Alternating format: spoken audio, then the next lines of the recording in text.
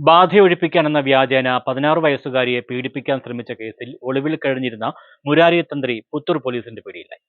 ബാധയൊഴിപ്പിക്കാനെന്ന വ്യാജേന 16 വയസ്സുകാരിയെ പീഡിപ്പിക്കാൻ ശ്രമിച്ച കേസിൽ ഒളിവിൽ കഴിഞ്ഞിരുന്ന മുരാരി തന്ത്രി പുത്തൂർ പോലീസിന്റെ പിടിയിലായി.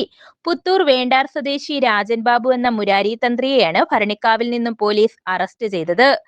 കഴിഞ്ഞ ദിവസം ജോത്സ്യനെ കാണാനായി അമ്മയ്ക്കൊപ്പം എത്തിയതായിരുന്നു പെൺകുട്ടി.